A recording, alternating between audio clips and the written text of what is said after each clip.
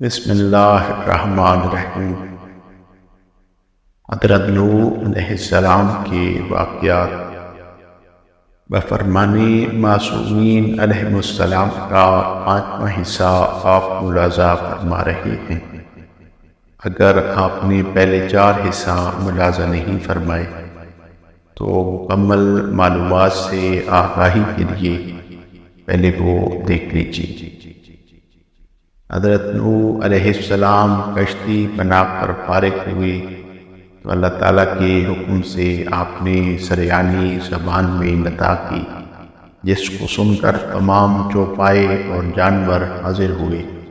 آپ نے ہر حیوان کا جوڑا کشتی میں داخل کیا۔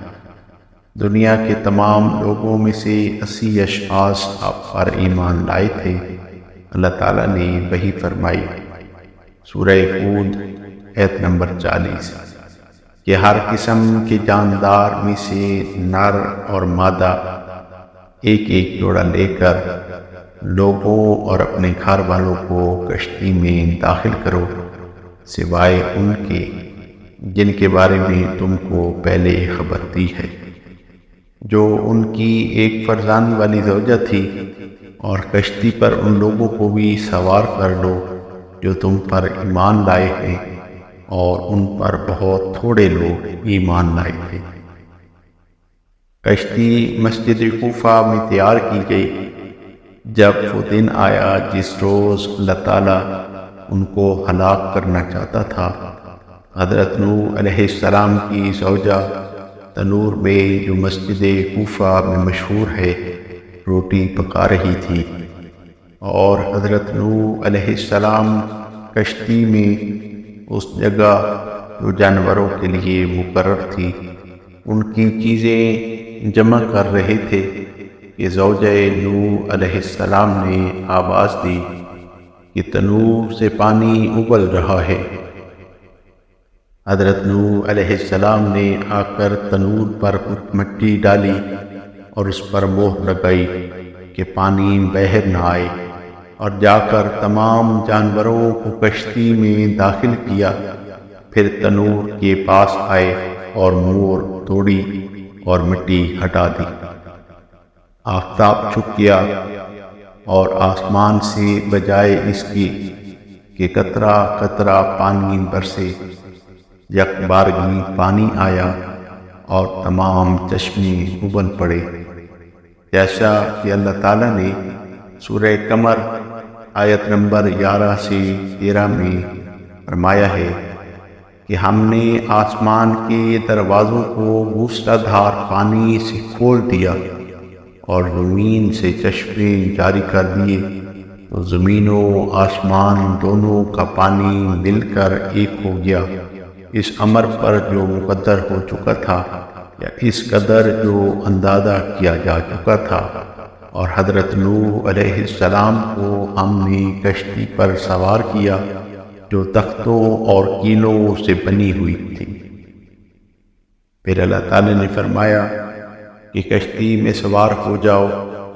کشتی کے چلنے اور رک جانے کے وقت اللہ تعالیٰ کے نام کے ساتھ نجات کی دعا کرتے رہو، یا بسم اللہ کہتے رہو، یا اللہ تعالیٰ کے نام سے کشتی کا چلنا اور رکنا موقوف ہے۔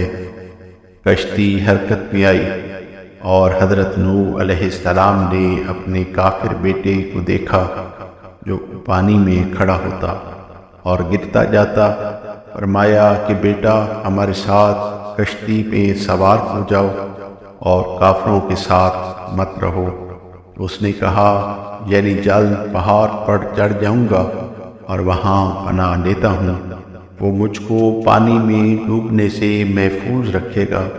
حضرت نوح علیہ السلام نے فرمایا، یعنی آج اللہ تعالیٰ کے عذاب سے کوئی بچانے والا نہیں ہے مگر وہی بچ سکتا ہے جس پر اللہ تعالیٰ رحم فرمائے۔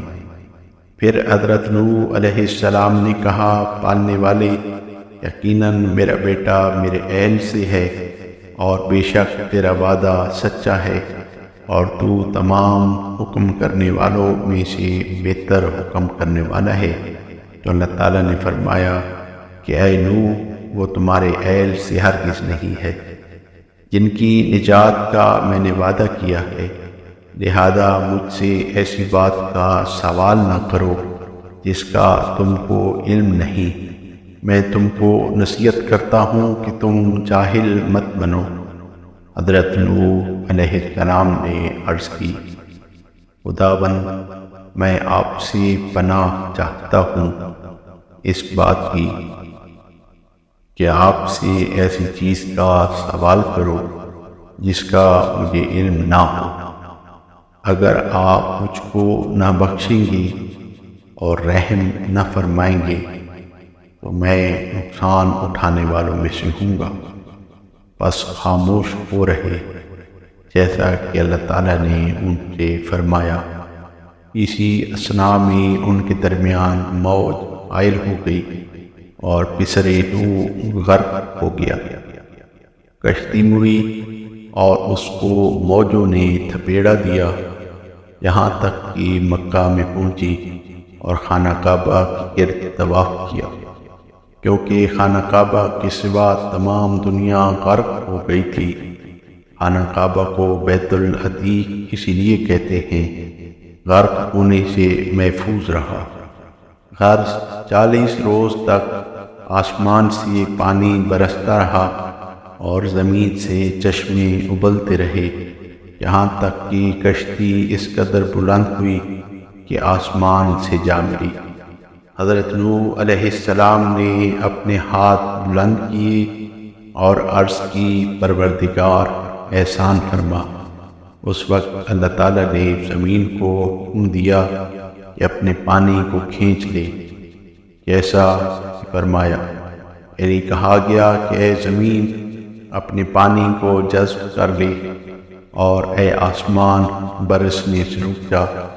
پانی زمین میں جذب ہو گیا اور کافروں کے ہلاک ہونے اور مومنوں کی نجات کے بارے میں اللہ تعالیٰ کا حکم تھا عمل میں آیا، اور کشتی کوئی جودی پر ٹھہری۔ حضرت نے فرمایا، جو پانی کے زمین سے بہر آیا تھا زمین نے اسے جذب کر لیا، مگر آسمان کے پانی کو قبول نہ کیا، اور کہا کہ اللہ تعالیٰ نے مجھے صرف اپنے پانی کے جذب کرنے کا حکم دیا ہے، تو آسمان کا پانی زمین کے اوپر ہی ٹھہر گیا اور کشتی جودی پر ٹھہری، اور موصل میں ایک بڑا پہاڑ ہے۔